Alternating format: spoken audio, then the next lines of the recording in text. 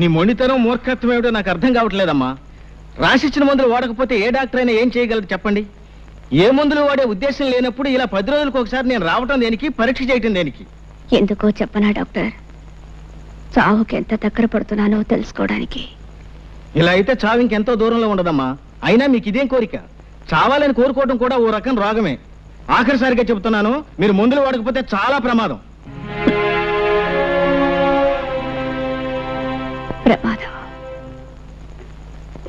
నమస్కారం నరసింహ. ఓ డాక్టర్ గారా, కూర్చోండి. ఏమిటి విశేషాలు? మీ పెద్దమ్మాయి జానకి పరిస్థితి చాలా ప్రమాదంగా ఉంది. ఇచ్చిన మందులు ఏవీ వేసుకోకుండా మంకుపట్టు పట్టు కూర్చుంది. ఈ పరిస్థితి ఇలాగే కొనసాగితే ఆవిడ అట్టే రోజులు బ్రతకదు. కాస్త మీరైనా. డాక్టర్ గారు, మీకు తెలియదా నా పెద్ద కూతురు జానకి చచ్చిపోయి ఇప్పటికీ 5 సంవత్సరాలు అవుతుంది. మళ్ళీ దానికి జబ్బు చేయడం ఏమిటి, చచ్చిపోవడం ఏమిటి? మీరొచ్చింది ఇందుకే అయితే మీరిక వెళ్ళొచ్చు.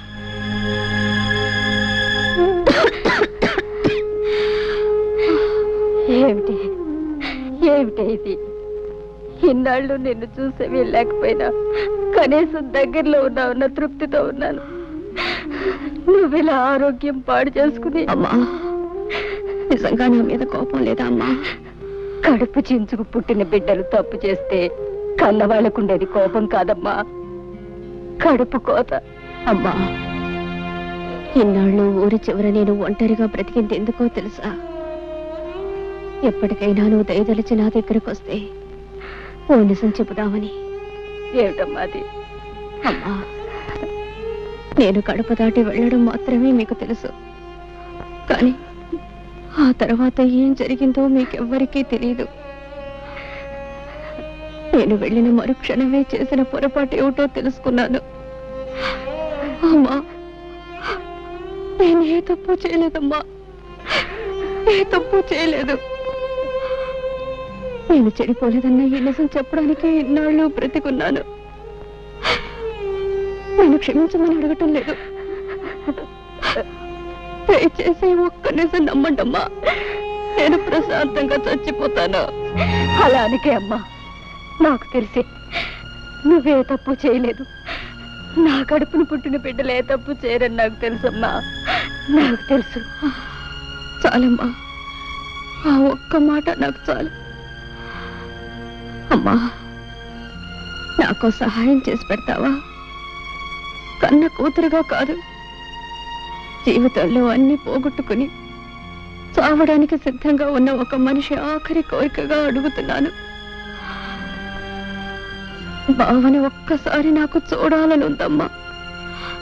నాకు తెలుసు, పరువు ప్రతిష్టల్ని మంట కలిపి లేచిపోయిన ఆడదాన్ని ఏ మగాడు జన్మ జన్మలకి క్షమించడు. కానీ బావ దేవుడు లాంటి వాడు. ఆ దేవాలయం దాటి వస్తే గాని ఆ దేవుడి విలువ తెలియలేదమ్మా. ఏ కన్యలతో అతన్ని కరిగిస్తావు, ఎలా ఒప్పిస్తావు? ఈ ఒక్క సహాయం నాకు చేసి పెట్టమ్మా. అలాగేనమ్మా. అమ్మా, ఈ విషయం ఎవరికి చెప్పొద్దు, నాన్నకి చెల్లాయి కూడా చెప్పొద్దు. చెప్పనని ఒట్టేయమ్మా. అలాగేనమ్మా, ఎవరికి చెప్పను. అత్తయ్య, మాట్లాడాలన్నావట? నేను చెప్పే విషయం ఎవరికి తెలియకూడదు బాబు, అందుకే ఇక్కడికి రమ్మన్నాను. ఏమిటత్తయ్య అంత తెలియకుండా విషయం? అదే అదే నీకు ఎలా చెప్పాలో తెలియటం లేదు బాబు. అదేంటత్తయ్య, నేనేం పరాయి మనిషినా? నా దగ్గర సందేహం ఎందుకు, చెప్పు. నేను రాత్రి జానకి దగ్గరికి వెళ్ళాను బాబు. బాబు, ఒక్క మాట విని వెళ్ళు. కన్న బిడ్డ చావు బ్రతుకుల్లో ఉంటే కడుపు తీపి చంపుకోలేక కడసారిగా దాన్ని కళ్ళారా చూద్దామని వెళ్ళాను. ఈ తల్లి చేసింది తప్పనుకుంటే వెళ్ళు. జీవితంలో తొలిసారి అమ్మా అని పిలిచిన బిడ్డ మీద కన్న తల్లిగా కాస్త దయా జాలి చూపించటం న్యాయం కాదనుకుంటే వెళ్ళు బాబు, వెళ్ళు. అది నా చేతులు పట్టుకుని ఏడ్చింది. గడప దాటి బయటికి వెళ్ళినా నేనే తప్పు చేయలేదమ్మా అని పిచ్చి దానిలా మొత్తుకుంది. బావ కట్టిన తాళి శ్రీరామ రక్ష నన్ను కాపాడిందని కూడా చెప్పుకుంది. బాబు, నిన్నొక్కసారి చూడాలని ప్రాధేయపడింది. బావనొక్కసారి పంపించమ్మా అని నా కాళ్ళు పట్టుకుని ఏడ్చింది బాబు. దాన్ని చూస్తే నా గుండెలు తరుక్కుపోయాయి. ఏ తల్లికి ఇలాంటి పరిస్థితి రాకూడదు. తల్లిగా కంటే ఓ ఆడదానిగా ఎక్కువ ఏడుస్తున్నాను. బాబు, జరిగిన దాన్ని బట్టి నిన్ను దాని దగ్గరికి వెళ్ళమనడం తప్పే కావచ్చు, కానీ నువ్వు మంచివాడివని దయగలవాడివని నిన్ను అడుగుతున్నాను. చావు బ్రతుకుల మధ్య ముగిసిలాడుతున్న దాని చివరి ఆశ నెరవేర్చు బాబు. ఆ పిచ్చి దాన్ని ఒక్కసారి చూసిరా. చిన్నవాడివైనా నీకు చేతులెత్తి మొక్కుతాను బాబు. నా మాట కాదనుకు బాబు. అలాగే తప్పకుండా వెళ్ళి చూసి వస్తాను. చాలా సంతోషం బాబు, చాలా సంతోషం. నువ్వు ఇంటికి వెళ్ళు.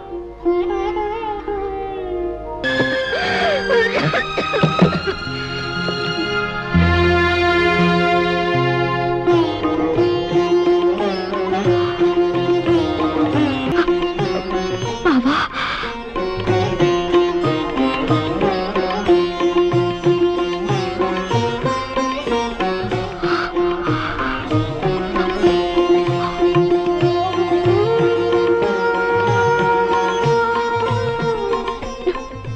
నిజంగానే వచ్చావా?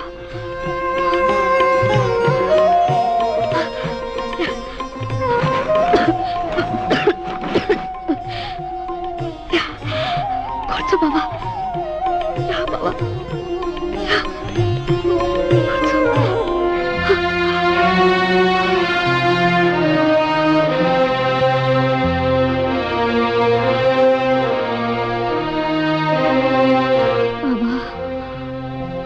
జీవితాంతం నీకు తోడుగా ఉంటానని అగ్ని ముందు ప్రమాణం చేశాను. మాట తప్పి వెళ్ళిపోయాను. నీకు తీరని ద్రోహం చేశాను బావా. నీ కాళ్ళు పట్టుకోవడానికి కూడా నాకు అర్హత లేదు. కనీసం నీ నీడనైనా తాకని బావా. నన్ను క్షమించు బావా, క్షమించు. జానకి,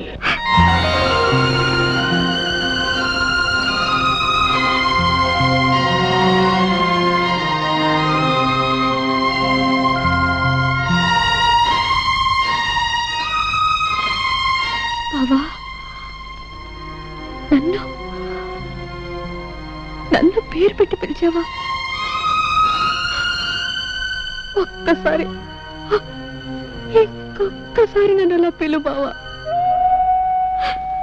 జానకి, చాలు బావా, చాలు. మళ్ళీ నీ నోటితో అలా పిలిపించుకుంటాను అనుకోలేదు. జానకి, బావా, మనస్ఫూర్తిగా నన్ను క్షమిస్తున్నావా? జానకి, చేసిన తప్పు తెలుసుకుని పశ్చాత్తాపడేవాళ్ళని ఆ భగవంతుడు కూడా క్షమిస్తాడు. అత్త ఎంత చెప్పింది? అయితే నువ్వు నన్ను నమ్ముతున్నావా బావా? నిజంగా నేను చెడిపోలేదు బావా. నాకు తెలుసు జానకి, జానకి పవిత్రమైందని నాకు తెలుసు. బంగారు లేడిని కోరుకుని బ్రతుకంతా కష్టాలు పాలు చేసుకుంది ఆ జానకి. అందరి వాటి కోసం ఆశపడి బంగారం లాంటి బ్రతుకుని నాశనం చేసుకుంది ఈ జానకి. నాకే శిక్ష చాలదు బావా. దేవుడి లాంటి నీకు చేసిన ద్రోహానికి నాకే శిక్ష చాలదు. ఇంకా అనుభవించాలి. 7 జన్మలకి అనుభవించాలి బావా. జానకి, ఆడది చిన్న తప్పు చేసిన జీవితం నాశనం అయిపోతుందని చెప్పడానికి నీ బ్రతికే ఒక ఉదాహరణ. ఈ నెమ్మది, ఈ ఆలోచన నీకు అప్పుడే ఉంటే నీ జీవితం ఇలా ఉండేది కాదు. ఇలా ఒంటరిగా దిక్కులేని దానిలో పడి నిన్ను చూస్తూ ఉంటే. పోన్లే బావా, నాకిలా జరగవలసిందే. చేసుకున్న వాళ్ళకి చేసుకున్నంత అని నాకే శాస్తి జరగవలసిందే. నాకు దొరికిన సౌభాగ్యాన్ని, సంతోషాన్ని నేనే దూరంగా విసిరేసుకున్నాను. నా కాపురాన్ని నా చేతులతో నేనే నాశనం చేసుకున్నాను. కళ్ళు మూసుకుపోయి కట్టుకున్న నిన్ను కన్న బిడ్డని కాదని వెళ్ళిపోయాను.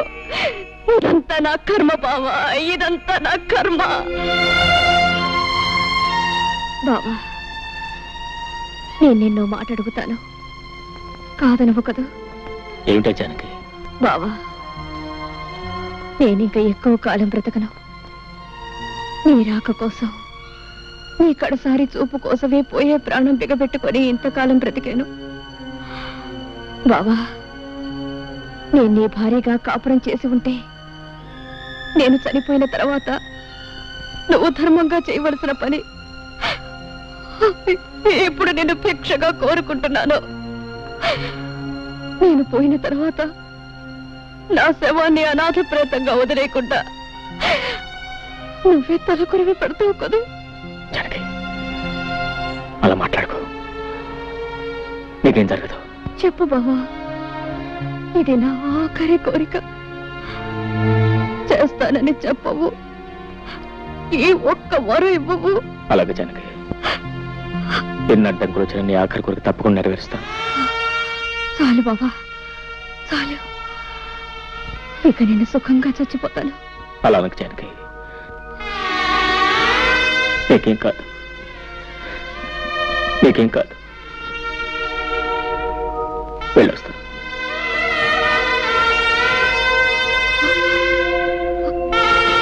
బావా, ఏం లేదు. ఆఖరిసరిగా నేను మళ్ళీ చూడాలనిపించింది, అంతే. ఉంటాను బావా.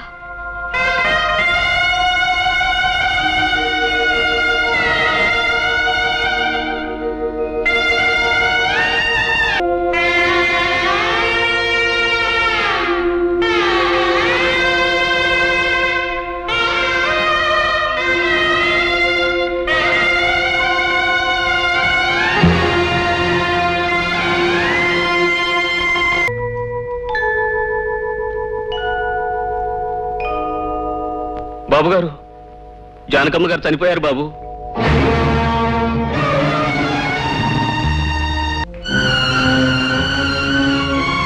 అల్లుడు, ఏమిటల్లుడు నీ విన్నది నిజమేనా? నువ్వు బయలుదేరి శవం దగ్గరికి.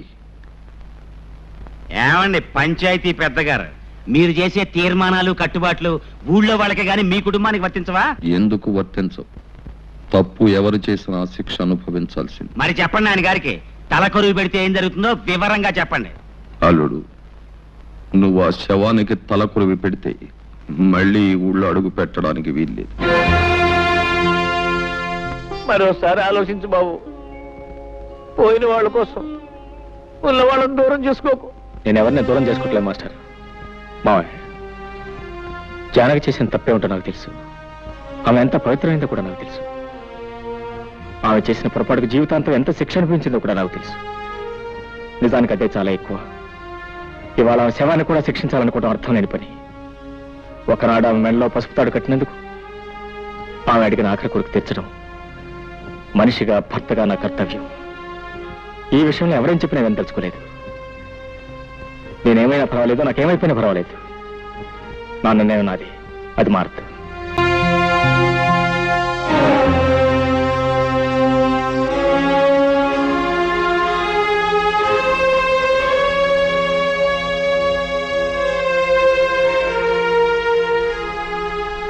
నువ్వు కూడా నన్ను వెళ్ళొద్దంటావు.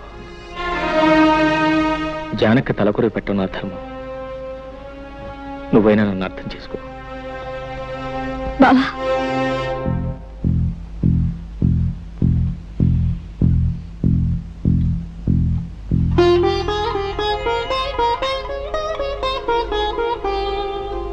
కుంకుమ ఒకటే తీసుకెళ్తున్నావు, ఇదిగో పసుపు. అక్కయ్య నిండు ముత్తైదుగానే పంపాలి. పద బావా.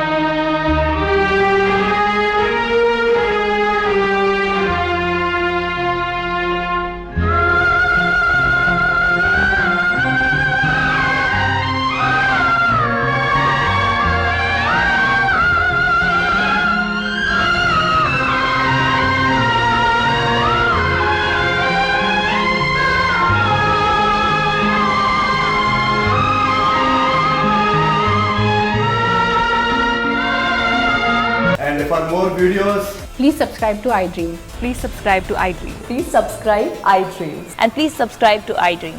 For more videos, subscribe to iDream. please like, share, and subscribe to the channel. Congratulations, iDream. Subscribe to iDream. Subscribe to iDream. So subscribe to iDream Media. iDream team అందరికి huge congratulations. Please subscribe iDream Media. Please subscribe to iDream. Subscribe iDream. Please subscribe to iDream. iDream అంటే నా కళల channel subscribe చేసుకున్న నోరు తిరుగుతలేదు, మీరైతే గంట గుర్తు కొట్టండి. For more such videos, please subscribe to iDream. Subscribe to iDream. Please subscribe to iDream. Please subscribe iDream media. Please do subscribe to iDream. Please subscribe to iDream Media. For best entertainment and information, please subscribe iDream. And don't forget to subscribe to iDream.